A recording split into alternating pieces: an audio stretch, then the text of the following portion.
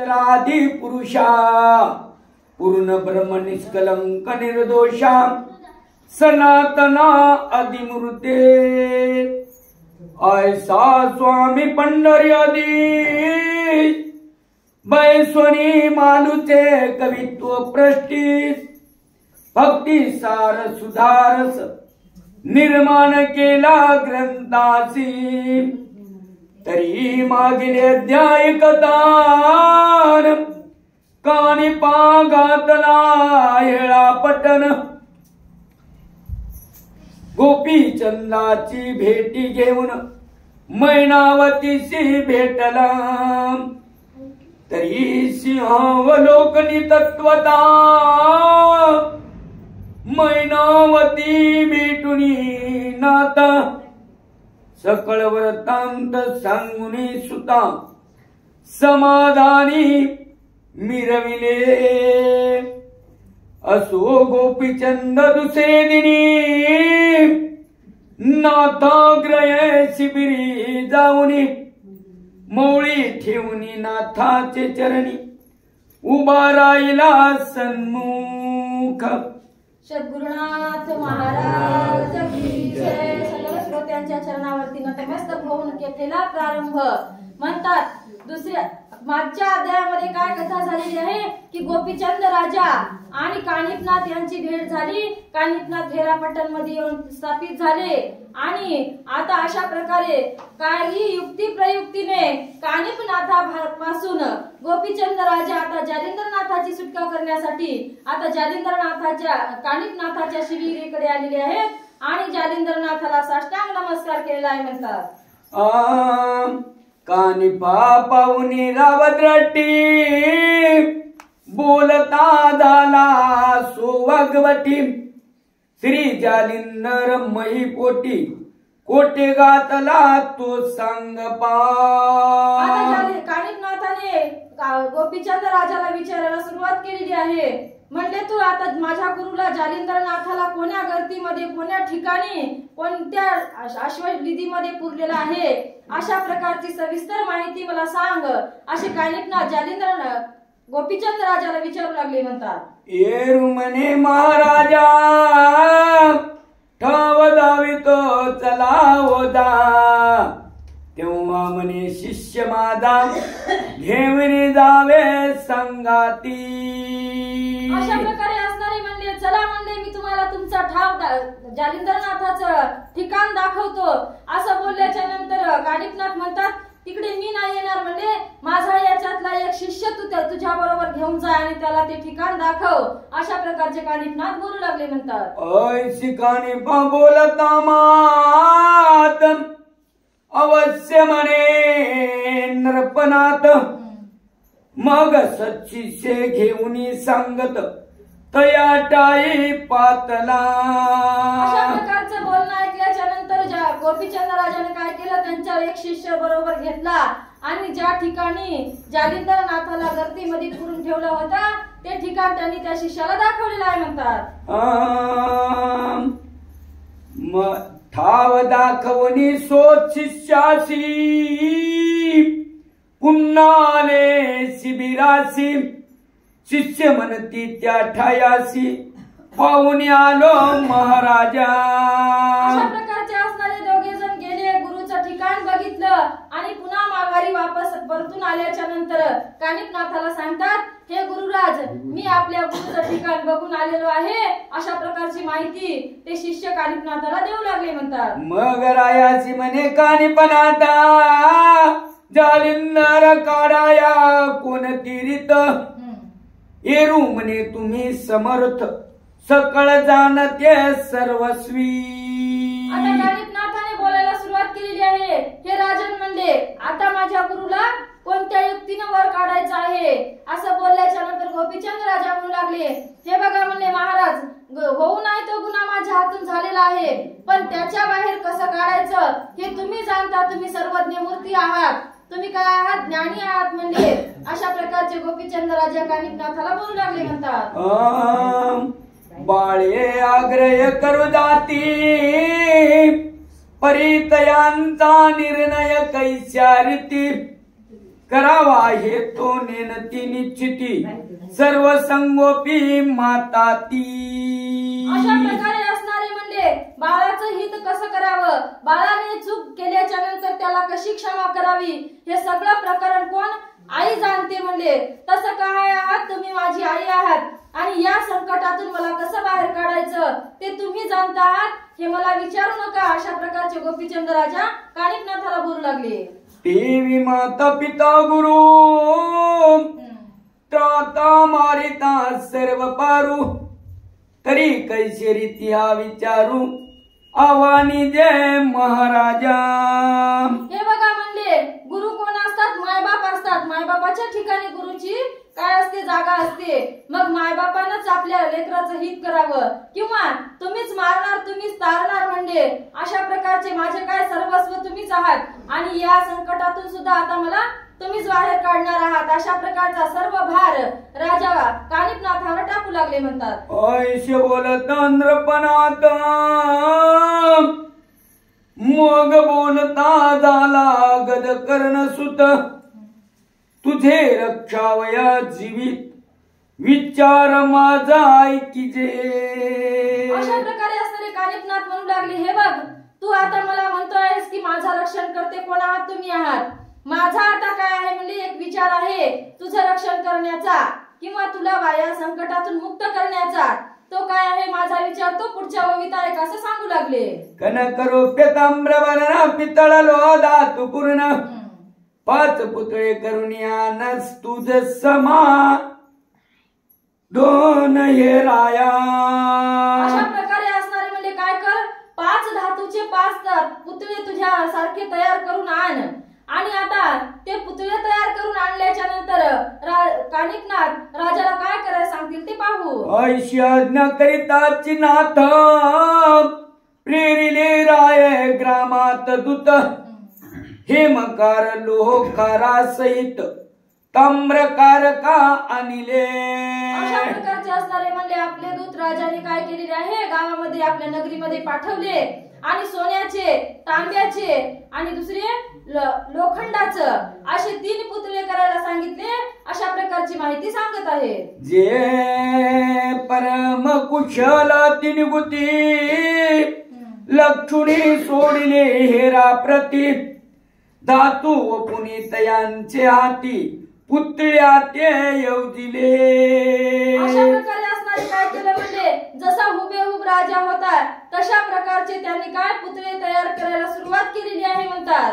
मग त्या पुले धिकोटी पुतळे रचली मेनावरती नाता लागी दावुनी द्रष्टी रसयंत्री वतिले पाहुनी दिनाती सुदिना मग नरपास पुतळे घेऊन पाता झाला गुरुदान विशाळ बुद्धी कानिफा. अशा प्रकारे असणारे ते धातूचे पुतळे तयार झाल्याच्या नंतर काय केलं म्हणजे कानिफनाथाने असा उत्तम दिवस बघितला, चांगला शुभ मुहूर्त. आणि त्या मुहूर्तावर ज्या ठिकाणी जालिंदरनाथाला अश्वनिधी मध्ये पुरलेलं होतं त्या ठिकाणी राजा आणि कानिफनाथ ते पुतळे घेऊन गेलेले आहेत म्हणतात. घरती काठी आपण बैसवना पुतळा ठेवून हेमवर्ण राजा हाती कुदळ देऊन घाव घाली म्हणतसे. अशा प्रकारे काय केलेलं आहे की तो पुतळा त्या गर्दीवर ठेवलेला गेला आहे आणि राजाच्या हातात कुदळ दिलं. राजाला काय सांगत आहे तुम्ही या गर्दीच्या ठिकाणी या उकिरड्यावर काय करा कुदळ मारा, मी तुमच्या जवळच बाजूला बसलेला राहतो. अशा प्रकारची माहिती कानिफनाथाने राजाला दिलेली आहे म्हणतात. घाव घालिता परी लग बघा पुसता स्वामी नाव सांगा सांगितल्यावरी अतिवेगा गरती बाहेर निघे की. अशा प्रकारे कानिफनाथ बोलू लागले काय करा म्हणजे तुम्ही कुदळ हाणा आणि कुदळ हाणल्याच्या नंतर काय होईल की आतून आवाज येईल, तुमचं नाव विचारल्या जाईल तर तुम्ही लवकरात लवकर त्यांना आपलं नाव सांगायचं आणि त्या गर्दीच्या बाहेर लवकरात लवकर जेवढ्या लवकर होईल तेवढं बाहेर निघायचं. अशा प्रकारचे कानिफनाथ त्यांना सांगू लागले. ऐश सांगून प्रथम राया ते मग कुदळी दिदली हाताते उपरी चिरंजीव प्रयोग गाते भाळी चरचिली विभूती. अशा प्रकारे असणारे म्हणले कानिकनाथाने तो पुतळा त्या गर्दी जवळ ठेवलेला आहे आणि राजाच्या हातामध्ये स्वतः कुदळ दिलं आणि आपली भस्माची मुठी त्याच्या मस्तकाला लावली आणि आता कार्याला आरंभ करा असे सांगितले आहे. पुतळा ठेवून मध्य गर्दी मागे उभा राहिला नरपती लवकर घाव घाली क्षिती आतून पुसे महाराज. अशा प्रकारे असणारे काय केलेलं आहे पुतळा असा मध्यभागी ठेवला म्हणतात गर्दीच्या आणि त्या पुतळ्याच्या पाठीमागे असणारे कोण राजा उभे राहिले आणि लवकरात लवकर घाव घातल्याच्या नंतर त्या गर्दीवर आतून आवाज आला कोण गर्दीवर हा पुतळा घालत आहे अशा प्रकारचा आवाज आल्यानंतर काय झालेलं आहे ते पाहू. कोणी येऊन घाली ती घाव वेगी वदे कातयाचे नाव नरप म्हणे मी राणीव गोपीचंद शकी. अशा प्रकारे म्हणजे आतून आवाज आलेला आहे माझ्या गर्दीवर कुदळ घालणाराचं नाव काय आहे म्हणजे कोण माझ्या गर्दीवर या उकिरड्यावर कुदळ घालणार आहे अशा प्रकारचे आतून आवाज आल्याच्या नंतर गोपीचंद राजा म्हणत होते की मी या नगरीचा राजा गोपीचंद आहे असं सांगितल्याच्या नंतर काय झालं म्हणतात. राय सांगताची नामा निघाला होता गर्दीतून श्री जालिंदराचे शाप वचन कनक प्रतिमे झगटले. अशा प्रकारे असणारे म्हणजे काय झालेलं आहे याने नाव सांगितल्याच्या बरोबर त्याचा क्रोधाग्नी भडकल्या गेला म्हणतात जालिंदरनाथाचा आणि त्यांनी शाप दिला की या गोपीचंद राजा हा जळून भस्म हो असं म्हणल्याच्या नंतर काय झालेलं आहे की आतला शाप त्या पुतळ्यावर पडल्या गेलेला आहे म्हणतात. तीव्र शाप वैश्वानरा व्यापिले कनक पुतळ्याचे शरीर क्षण लागता महीवर भस्म ववनी पडिले. अशा प्रकारे म्हणजे जालिंदरनाथाचा काही शाप साधा सुद्धा नव्हता देवाधिकांनाही न सहन होणारा असा शाप जालिंदरनाथाने दिल्याबरोबर काय झालेला आहे की तो सोन्याचा पुतळा महागर्दीवर ठेवलेला होता तो जळून भस्म झाला आणि गोपीचंद राजा थोड्या वेळाकरिता त्या गर्दीच्या बाहेर आलेले होते म्हणतात. भस्म होता कनक प्रतिमा दुसरा ठेविला उगमा तयाही मागे नरेंद्रतमा पुन्हा गर्दी तापिले. अशा प्रकारे असणारे सोन्याचा पुतळा भस्म झाल्याच्या नंतर त्याने दुसरा पुतळा तिथे त्याच जागी ठेवला आणि पहिल्याने जो प्रकार घडला तशाच प्रकारचे त्यांनी पुतळा हाणायला सुरुवात केलेली असं सांगत आहे. रोप्यवरणी पुतळ्या मागे राव उभा केला वेगे पुन्हा विचारिले सिद्धी योगे कोणायस मनवनी. आता काय झालेलं आहे आता रुपयाच्या जे धातू असतो रुपयाचा त्या धातूचा पुतळा तिथे ठेवलेला आहे आणि जसं मागे विचारलं होतं तेव्हा आताही तेच प्रश्न त्या जालिंदरनाथाने विचारला गेला आहे म्हणतात. पुन्हा सांगे नरपणावा करती बाहेर वेगी धाव जालिंदर शाप गौरव जळ जळ खाक हो की. अशा प्रकारे असणारे काय झालेलं आहे पुन्हा नाव विचारलं आणि पुन्हा राजाने नाव सांगून गर्दीच्या बाहेर निघाला तेव्हा जालिंदरनाथ म्हणतात की हा गोपीचंद राजा जळून खाक हो असं म्हणल्याच्या नंतर पुन्हा त्या पुतळ्याला पुतळा भस्म झाला आहे म्हणतात. ऐश्वदता शापोत्तरा पुतळा पेटला वैश्वानर्य तोही होऊनी भस्म पार महिला मिरवला. जशी पहिल्या पुतळ्याची अवस्था झाली होती सोन्याच्या तशीच त्या रुपयाच्या पुतळ्याची सुद्धा अवस्था झाली म्हणजे तो सुद्धा जळून भस्म झालेला आहे असं सांगत आहे. मग तिसरा लोह पुतळा पूर्ण तोही झाला शापे भस्म चौथा पाचवा गती दुर्गमा त्याची परी पावला. अशा प्रकारे असणारे म्हणजे तिसरा लोखंडाचा ठेवला चौथा तांब्याचा ठेवला आणि पाचवा पितळेचा ठेवला या पाचही पुतळ्याची जशी पहिल्यांची अवस्था झाली त्याच प्रकारची अवस्था झालेली आहे म्हणतात. यावरी त्या नरपणाता श्रीकाणीपा झाला सांगता माते वधुनी नाम सर्वता नाता प्रति सांगावे. अशा प्रकारे असणारे कानिप कानिफनाथाने सांगितलेलं आहे की काय करा, आता तुम्ही तुमचं नाव गोरक्ष आपल्या जालिंदरनाथाला सांगा, असे कानिफनाथ गोपीचंद राजाला सांगू लागले म्हणतात. अवश्य म्हणून गौड पाळा लवकरी भेदी अति सबळ, तो नादाय कोणी तपी केवळ विचार करीत मानसी. अशा प्रकारे असणारे पुन्हा जालिंदरनाथाला आता प्रश्न पडलेला आहे की एवढे पुतळे जळून खाक हो म्हणल्याच्या नंतर सुद्धा अजून माझ्या गर्दीवर कोण कुदळ हाणत आहे, असा प्रश्न जालिंदरनाथाला पडलेला आहे म्हणतात. माझा क्रोध वडवानळा जाळून टाकील ब्रह्मांड समग्र, येथे वाचला त्रिलोचन कुमार हे आश्चर्य वाटत असे. अशा प्रकारे असणारे जालिंदरनाथ मनामध्ये विचार करू लागले, माझा कोप काय साधा सुद्धा नाही, म्हणजे वडवानरासारखा आहे, वैश्वानरासारखा आहे आणि तो देवादिकांनाही न सहन होणारा आहे. मग हा त्रिलोचन पुत्र हा गोपीचंद राजा माझ्या शापाच्या भडाग्नीमधून कसा वाचलेला आहे, अशा प्रकारचं आश्चर्य जालिंदरनाथाला वाटू लागलं म्हणतात. कृतांताचे दाढे आता सापडलिया सुटुनी जात, शिव वैश्वानरे न मृत्यू हे आश्चर्य वाटत असे. अशा प्रकारे असणारे म्हणजे काळाच्या झडपामध्ये पडावा ना, तिथून वाचून जावं. जसं की यमाच्या पासामध्ये आपलं मुंडकं अडकलेलं असलं, यमाच्या पाशातून त्याला सोडून घ्यावं, असं कसं राजाच्या विषयी झालेलं आहे. अशा प्रकारचे गोपीचंद राजा जालिंदरनाथ मनामध्ये विचार करू लागले म्हणतात. महातक्षकाने दंश करून वाचवू शके कोणी प्राण, केवी वाचला नरपनंदन हे आश्चर्य वाटते. एखाद्या मोठ्या नागानं दंश कराव आणि त्याच्यामधून तो वाचाव, हे शक्य होईल का नाही. म्हणजे मग असं हे शक्य कसं झालं की माझ्या शापामधून गोपीचंद राजा वाचले, याचं नवल जालिंदरनाथाला वाटू लागलं म्हणतात. परम संकट पाहोनी प्राणवदीत घेत हिरकणी, तो वाचून मिरवेजनी हे आश्चर्य वाटत असे. उरग खगेंद्र हाती लागता परी न मरे भक्षण करिता, देवी झाले नरपनाता ह्याचे आश्चर्य वाटते.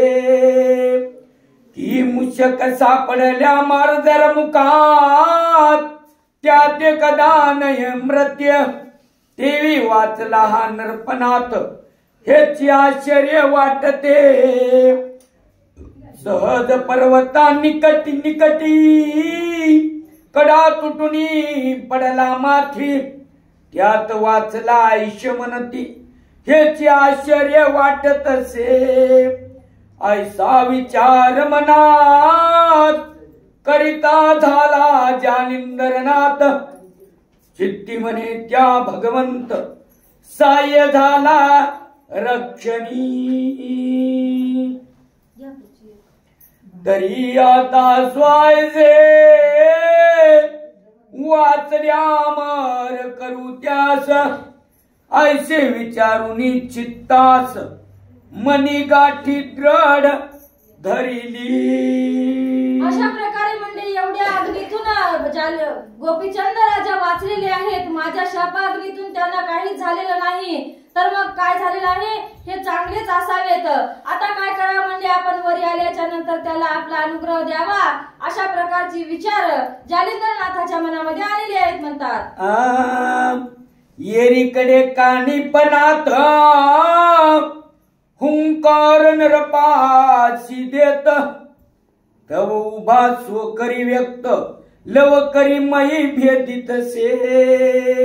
अशा प्रकारे असणारे म्हणजे आता कानिपनाथाने त्यांना हुंकार दिलेली आहे आणि जालिंदरनाथाला वर काढण्यासाठी आता काय करा की ही गर्दी खोदून बाहेर काढा, अशा प्रकारचे कानिपनाथाने राजाला सुचवले म्हणतात. लवकरी घाव कानी उठता श्री जालिंदर होय पुसता, होनाय साध्याप पर्यंत घाव घालीसी महिते.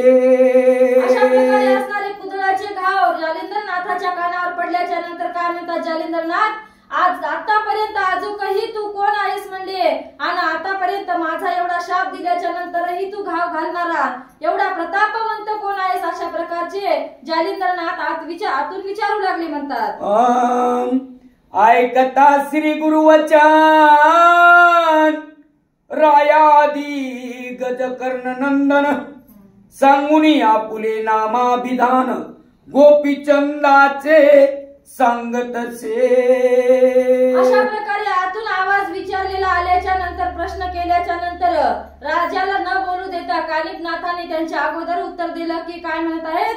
हे महाराज, हे गुरु माऊली, मी तुमचा शिष्य कानिफनाथ इथे आलेला आहे आणि तुम्हाला कुदळ जे गर्दीच्या बाहेर काढण्यासाठी कुदळ जो हाणत आहे तो या नगरीचा राजा गोपीचंद आहे. अशा प्रकारचे दोघांचे नाव कानिफनाथाने जालिंदरनाथाला सांगितलेले आहेत. म्हणे महाराजा तपोजठी मी बालक कानिफामयी पाठी पावया चरण दृष्टी बहुत भुकेले चक्षुते. अशा प्रकारे असणारे कानिफनाथ दीनवाणीने बोलू लागले म्हणतात की हे महाराजा कृपामूर्ती, हे गुरु माऊली, तुमच्या चरणांची मला ओढ लागलेली आहे आणि तुमचे चरण पाहण्यासाठी माझे नयन, माझे डोळे खूप व्याकुळ झालेले आहेत म्हणतात. अशा प्रकारचे दीनवाणीचे बोलणे कानिफनाथ आपल्या गुरुला बोलू लागले म्हणतात. मनवनी गोपीचंद नरपनाथ तुम्हा काढावया उदित ऐशी ऐकुनी सत्शिष्य मात मने अद्यापी नृप वाचला.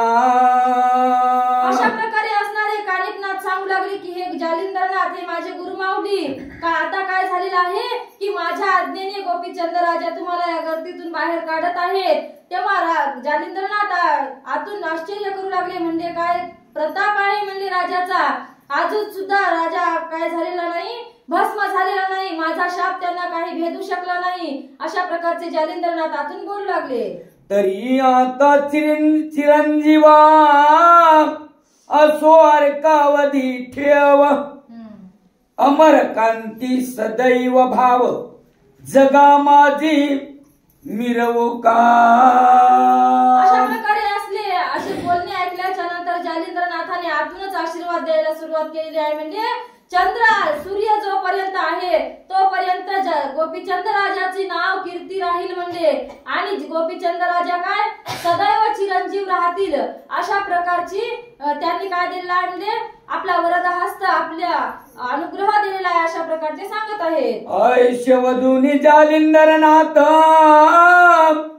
निज चक्षुने पाहावया सुत बोलता झाला ती तळमळत मने मैते विदारी. अशा प्रकारे असणारे जालिंदरनाथ बोलू लागले, म्हणत होते मला सुद्धा कानिफनाथा तुला बघायची खूप ओढ आहे. मग आता काय करा की लवकरात लवकर ही अश्वविधी काय करा लीद बाजूला काढा आणि मला या गर्दीच्या बाहेर काढून घ्या. अशा प्रकारचे जालिंदरनाथ सुद्धा आता कानिफनाथाला बोलू लागले म्हणतात. आईशी आज्ञा होताची ते मग काढते झाले वरील लिदिते तव ते मर्तिका 10 वर्षात मही व्यक्त झाली से. अशा प्रकारे असणारे वरच्यावर टाकलेली बाजूला काढता आली, पण 10 वर्ष झाली होती त्यांना गर्दीमध्ये टाकून. ती माती काय झाली होती, चिकट झाली होती आणि त्याची ढेप पक्की बसलेली होती म्हणतात त्याला. अशा प्रकारची ती आता खालची गर्दी खोदायला खूप वेळ लागणार होता अशी सांगत आहेत. मग कामाठी लावून इंद्रपती उकरिता झाला माहिती वरील प्रहार वज्राप्रती जाऊनिया भेदला से. अशा प्रकारे असणारे म्हणजे हे काय या माणसांच्या करणं सोपं काम नव्हतं. म्हणजे आपल्याच्याने होणार हे काम नव्हतं सैनिकांच्याने. त्यांनी काय केलं म्हणजे कामाठी लोक जे खोदकाम करतात त्या लोकांना बोलावून घेतलं आणि तिथली माती खंदून बाजूला काढून घेतली. आणि आता काय झालेलं आहे म्हणतात, माती संपल्याच्या नंतर जालिंदरनाथाने जे वज्रास्त्र प्रेरलेलं होतं त्या वज्रास्त्राला जाऊन यांचा घाव टेकलेला आहे म्हणतात. गोपाल कृष्ण भगवान.